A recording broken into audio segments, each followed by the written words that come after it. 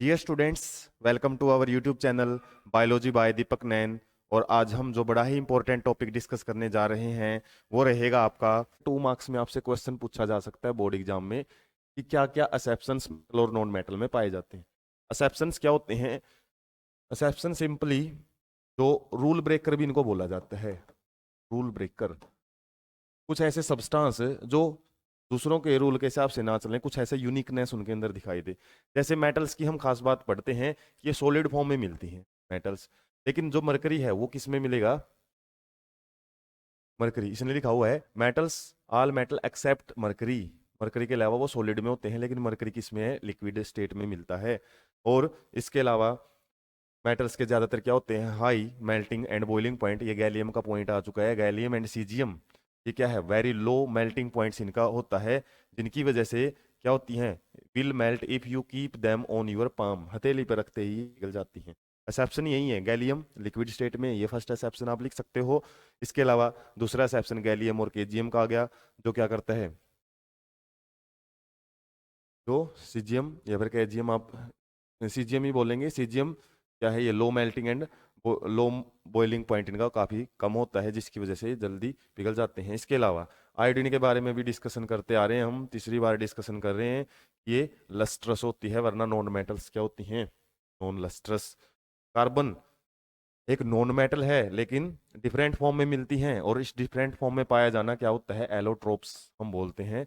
Allotropes मिलते हैं carbon के काफी सारे। Each form is called an allotrope. And diamond एक एलोट्रोप है, जो कि क्या है? हार्डेस्ट नेचुरल सब्सटेंस है, नेचर में पाया जाने वाला सबसे मजबूत है, और इसका बहुत ज्यादा higher melting and boiling point होता है। इसके अलावा हमने नॉन मेटल में क्या अभी डिस्कस किया था? ज्यादातर नॉन मेटल्स के जो बॉइलिंग एंड मेल्टिंग पॉइंट है वो बड़े कम होते हैं। ग्रेफाइट का एक्सेप्शन आ गया अब यहाँ पे। तो ये क्या है? ये भी कार्बन का येलोट्रोप है, जो गुड कंडक्टर ऑफ इलेक्ट्रिसिटी होता है, जिसकी वजह से हम इसको इलेक्ट्रिक सेल में भी यूज करते हैं। तो ये अलग अलग पॉइंट भी आप लिख सकते हो, यदि आपसे एक्सेप्शंस हैं वो पूछे जाते हैं एक ही पॉइंट में लेके आने की बजाय। उसके बाद एल्कली मेटल्स।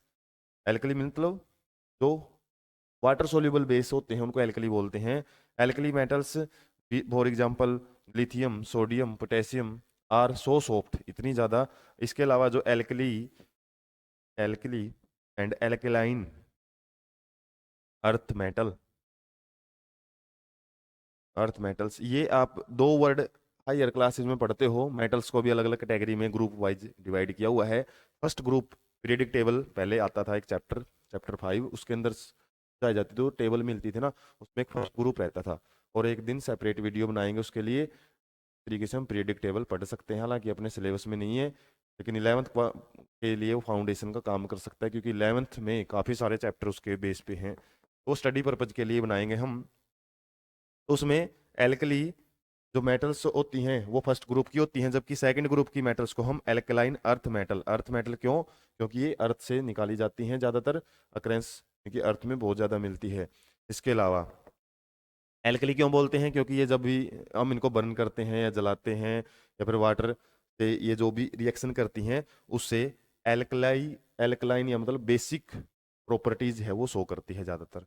तो लिथियम, सोडियम और पोटेशियम ये एल्कली मेटल्स होती हैं। यहाँ से क्वेश्चन पूछ सकता है आपसे, 3 एग्जाम्पल इसके दे देगा और एक एग्जाम्पल मैग्नीशियम का दे देगा, और पूछ लेगा which of the following is not alkali metals. तो लिथियम, सोडियम और पोटेशियम एल्कली में आती हैं, इतनी सॉफ्ट होती हैं इनको हम चाकू के साथ भी कट कर सकते हैं। इसके अलावा हमने पढ़ा था मेटल्स हार्ड होती हैं काफ़ी, they have low densities and low melting point.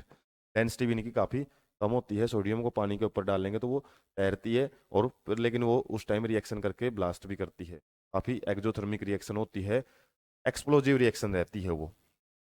तो ये कुछ एक्सेप्शंस हैं जो अपनी एनसीईआरटी में दिए हुए हैं, इनसे भी आपके काफ़ी 1 मार्क क्वेश्चन बन सकते हैं, वरना 2 मार्क्स में आप अलग अलग इनको समझा सकते हो।